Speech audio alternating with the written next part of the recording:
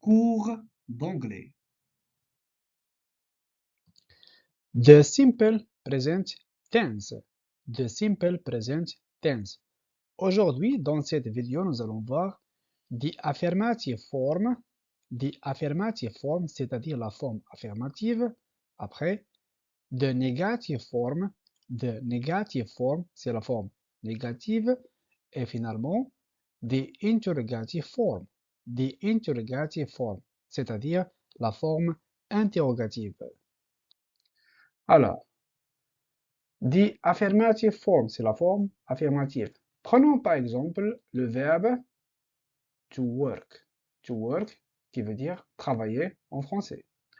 Alors, je conjugue ce verbe à la forme affirmative, au simple present. Et je dis I work, you work, he works, she works, it works, we work, you work, they work. Je répète, I work, you work, he works, she works, it works, we work, you work, they work. Alors, la traduction en français, ça va nous donner comme ça. I work, c'est je travaille. You work, tu travailles. Ainsi de suite. Voilà. I work, je travaille. You work, tu travailles. He works, il travaille. She works, elle travaille. It works, il ou bien elle travaille. Par exemple, the computer works good. L'ordinateur marche bien. Donc, on peut remplacer the computer, qui veut dire l'ordinateur, par it. Et on dit it works good. Donc, it, c'est pour quand on parle d'une chose, d'un objet, quelque chose comme ça.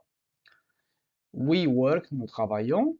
You work, vous travaillez. They work, ils travaillent ou bien elles travaillent. Alors, petite remarque sur you work, le premier, et you work, le deuxième. C'est-à-dire, deuxième personne singulier, c'est comme deuxième personne du pluriel. C'est-à-dire, tu travailles, you work. Vous travaillez, en anglais, c'est you work. Pourquoi? Parce que en anglais, on ne tutoie pas la personne et on ne la vous voit pas. Vous voyez et tutoyer une personne, ça c'est en français. En anglais, non. Quand je dis you, you, donc je veux dire tu, toi, ou bien vous. On continue. Maintenant, la forme négative. The negative form. The negative form. Toujours le même verbe, to work. Voilà. Je conjugue ce verbe au simple présent, la forme négative, et je dis I don't work. I don't work. Alors, pour mentionner que c'est la négation, la forme négative, on va mettre don't entre le sujet, I, you, ainsi de suite, entre le sujet et le verbe. Je dis I don't work. You don't work. He doesn't work. Pourquoi doesn't? Tout simplement parce qu'on a ici la troisième personne singulière. Donc, dans le cas de he, she, it, on va pas mettre don't, mais on va mettre doesn't.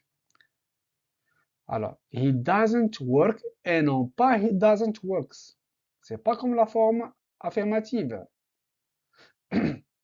Donc, he doesn't work. She doesn't work. It doesn't work. We don't work. You don't work. They don't work. Qui va nous donner bien sûr la traduction en français, ça va donner comme ça. Je ne travaille pas, tu ne travailles pas, il ne travaille pas, ainsi de suite. Alors, the interrogative form. The interrogative form, c'est la forme interrogative. Toujours le même verbe, to work. On dit tout simplement do I work? Do you work?